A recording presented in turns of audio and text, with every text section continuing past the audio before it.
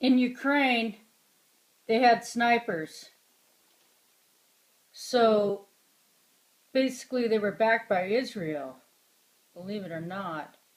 So the New World Order uses the military countries to be pawns. So Russia and the United States are basically in cahoots. And we sent some spy ships, warships near the Olympics. They knew they were going to stage this war, so to speak, in Ukraine.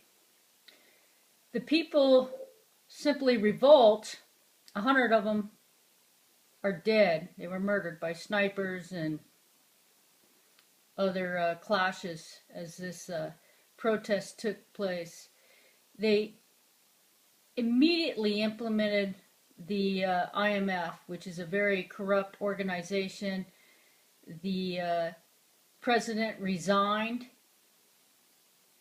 from the IMF and wrote a letter that it was a corrupt organization that simply went into countries and collapsed them as fast as they wanted to. In the book, The Shock Doctrine, Naomi Klein did a lot of research on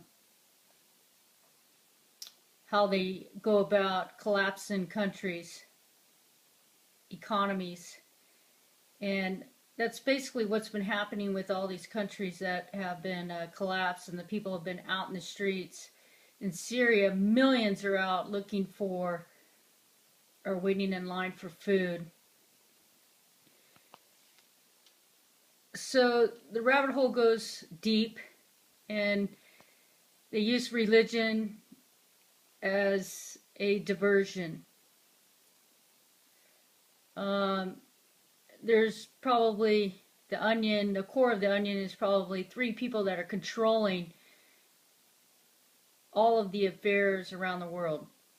Now, if religion's just a diversion, let's just play devil's advocate and say it is, then the New World Order just uses the United States and Russia to act like enemies, and China, yet they're all in cahoots. And we can prove this, that all wars were false flags. So if all wars were false flags, and we can prove this, and basically they were in World War I and World War II, they were in cahoots on that, playing both sides. They definitely are in the wars now. They've got this down to a science.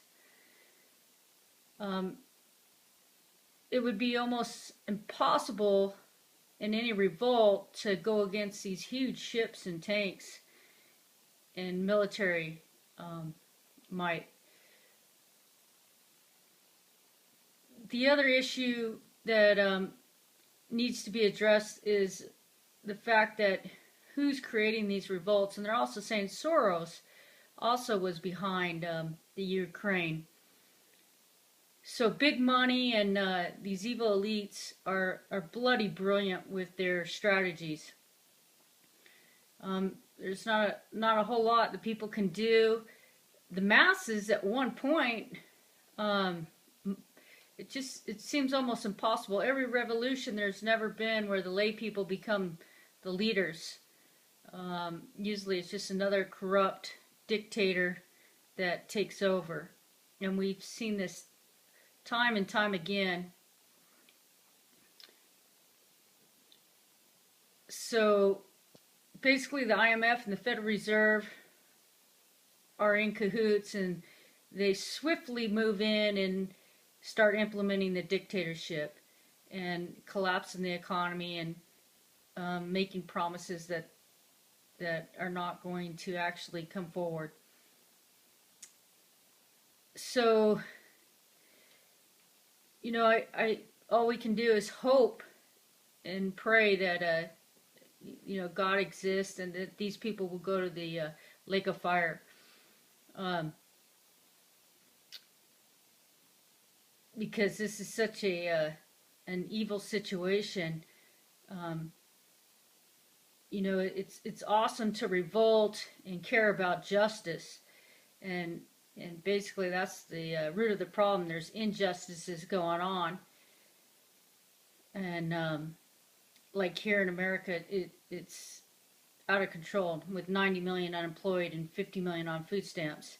And then all they want to do is conquer and divide and have us fighting over why these people don't want to work or why people are not working and blah, blah, blah. And, you know, taking food away from the children in the schools when they're taking cheese and putting it out in the ocean for supply and demand. This has been going on for a long, long time, and we have Tesla's technologies that provide free energy for everybody. So they're not going to let go of their military might. And this picture here basically tells the story. You know, you got all these military cowards going along with the dictatorship against one person, and we're seeing it in our courts and in our schools and throughout the world.